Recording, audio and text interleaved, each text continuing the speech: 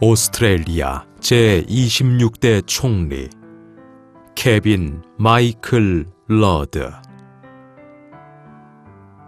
호주 국립대학교의 중국어과를 졸업한 직후 진보적 정당인 노동당에 입당한 케빈 러드는 중국과 스웨덴에서 자국의 외교관으로 일한 경력으로 서방 지도자 중에서 가장 유창한 중국어를 구사하는 인물이었습니다. 1998년 총선에서 고향 퀸즐랜드주를 대표하는 연방 국회의원으로 당선된 그는 2006년 노동당 총수가 되어 범야권의 지도자 역할을 수행했습니다. 이듬해 총선에서 야당 대표로 나선 케빈 러드. 그는 자신이 총리직에 선출되면 국내 원주민에 가해진 학대에 대해 사죄하겠다고 맹세하였습니다. 오스트레일리아의 원주민, 영국인들이 오스트레일리아로 건너와 정착하기 전까지 평화롭던 원주민 사회는 유럽인들의 정착이 점차 확산되면서 유럽에서 전해진 질병, 전통적인 삶의 터전 상실, 이주민에 의한 폭력으로 얼룩졌습니다. 1900년대 초 오스트레일리아 정부는 원주민의 복지와 이들의 오스트레일리아 사회로의 동화를 이유로 원주민 자녀들을 강제적으로 종교시설이나 사회복지시설로 수용하거나 입양시켰습니다. 이러한 정책은 원주민 아이들을 그들의 가정에서 유리시키는 것으로 이렇게 가정에서 강제로 격리된 원주민들을 도둑맞은 세대, 빼앗긴 세대라 불렀습니다. 그들에 대한 사과를 요구하는 목소리는 수십 년 넘게 들려왔습니다.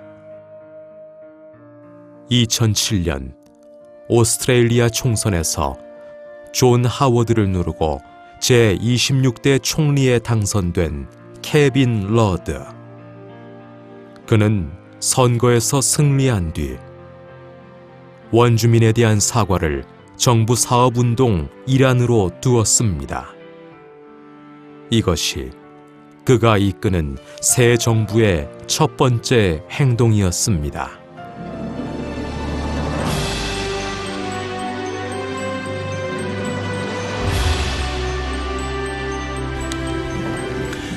Mr. Speaker, I move that today we honour the Indigenous peoples of this land, the oldest continuing cultures in human history. We reflect on their past mistreatment. We reflect in particular on the mistreatment of those who were stolen generations, this blemished chapter in our national history.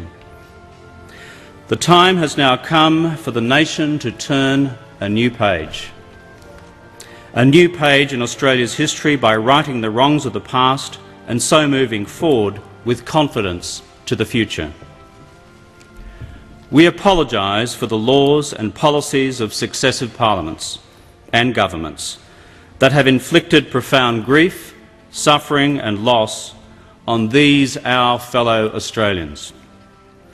We apologise especially for the removal of Aboriginal and Torres Strait Islander children from their families, their communities and their country, for the pain, suffering and hurt of these stolen generations, their descendants and for their families left behind, we say sorry. To the mothers and the fathers, the brothers and the sisters, for the breaking up of families and communities, we say sorry. And for the indignity and degradation thus inflicted on a proud people and a proud culture, we say sorry.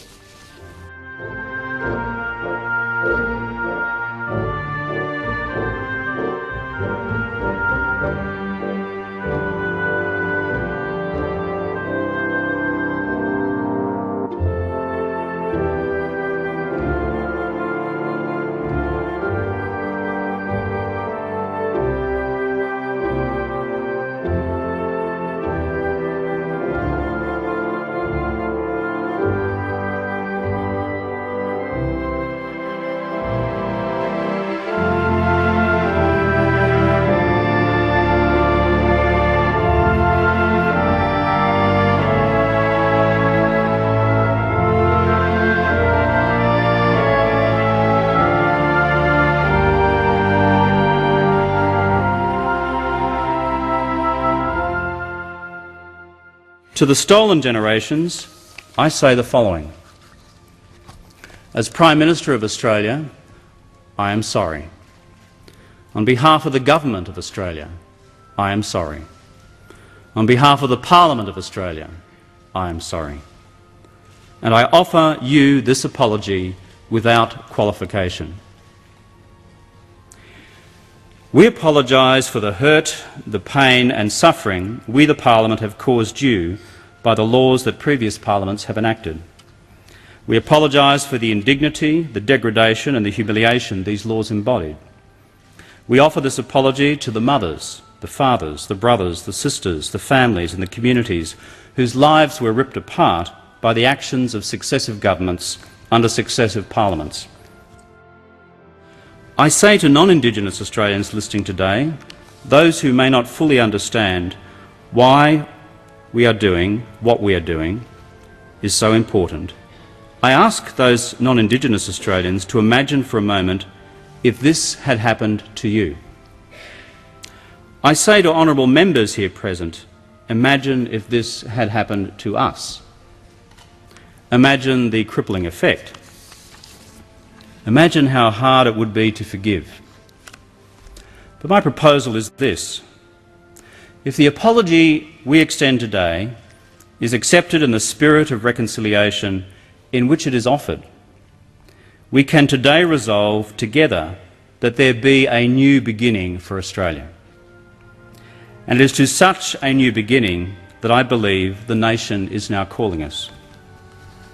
It's not sentiment that makes history, it's our actions that make history. Today's apology, however inadequate, is aimed at righting past wrongs. It is also aimed at building a bridge between Indigenous and non-Indigenous Australians, a bridge based on a real respect rather than a thinly veiled contempt. Our challenge for the future is now to cross that bridge and in so doing embrace a new partnership between Indigenous and non-Indigenous Australians. Embracing as part of that partnership expanded link-up and other critical services to help the stolen generations to trace their families, if at all possible, and to provide dignity to their lives. But the core of this partnership for the future is closing the gap between Indigenous and non-Indigenous Australians on life expectancy, educational achievement and employment opportunities. This new partnership on closing the gap will set concrete targets for the future. Within a decade to halve the widening gap in literacy, numeracy and employment outcomes and opportunities for Indigenous children. Within a decade to halve the appalling gap in infant mortality rates between Indigenous and non-Indigenous children. And within a generation to close the equally appalling 17-year life gap between Indigenous and non-Indigenous when it comes to overall life expectancy. The truth is, a business-as-usual approach towards Indigenous Australians is not working. Most old approaches are not working. We need a new beginning which contains real measures of policy success or policy failure. So let us resolve today to begin with the little children, a fitting place to start on this day of apology for the stolen generations. Let us resolve over the next 5 years to have every Indigenous 4-year-old in a remote Aboriginal community enrolled and attending a proper early childhood education centre or opportunity and engaged in proper pre-literacy and pre-numeracy programs. Let us resolve to build new educational opportunities for these little ones year by year, step by step, following the completion of their crucial preschool year. Let us resolve to use this systematic approach to building future educational opportunities for Indigenous children, to provide proper primary and preventative health care for the same children, to begin the task of rolling back the obscenity that we find today in infant mortality rates in remote Indigenous communities, up to 4 times higher than in other communities. For the nation to bring the first 2 centuries of our settled history to a close as we begin a new chapter in which we embrace with pride, admiration and awe these great and ancient cultures we are blessed, truly blessed, to have among us.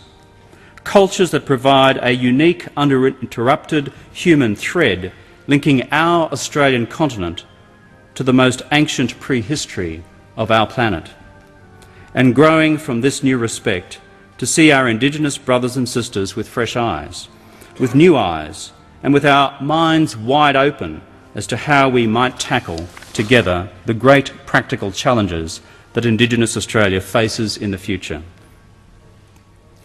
So let us turn this page together, Indigenous and non-Indigenous Australians, government and opposition, Commonwealth and state, and write this new chapter in our nation's story together.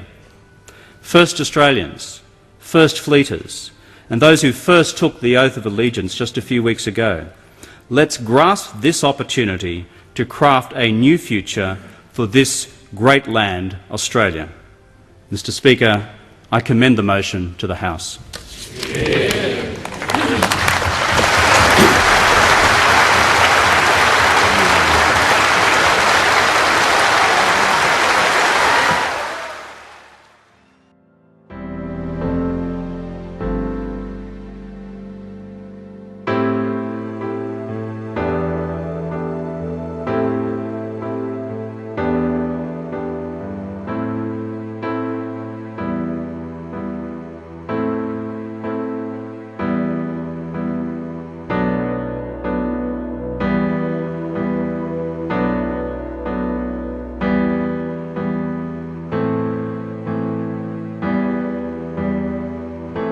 오스트레일리아 역사의 가장 어두운 장. 하지만 그것은 진실이었습니다. 그들에게 당면한 냉정하고 불편한 진실이었습니다. 하지만 그들은 진실을 마주하고 그것을 해결하며 그로부터 나아가야 한다고 생각했습니다. 그 진실을 완전히 대면할 때 완벽한 통합과 화해를 꿈꾸는 오스트레일리아에 언제나 들이우던 먹구름이 비로소 거칠 것으로 생각했기 때문입니다. 케빈 러드의 사과 연설은 실시간으로 생중계되었고 국회의사당 안에서 또는 대형 스크린 앞에서 사람들은 깊은 감동의 눈물을 흘리며 그의 연설을 경청했습니다. 그 순간 모두 그의 연설에 몰입되어 있었습니다. 진정한 용기를 보여준 총리 케빈 러드. 보상 문제라는 핑계로 전 세대와 전 정부가 한 일이라는 이유로 그동안 아무도 하지 않은 일, 어쩌면 감히 하지 못할 일을 그는 해냈습니다.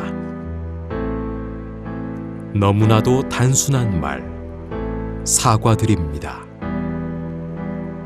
그것은 그 어떤 말보다 많은 이들의 심장에 깊이 남았습니다.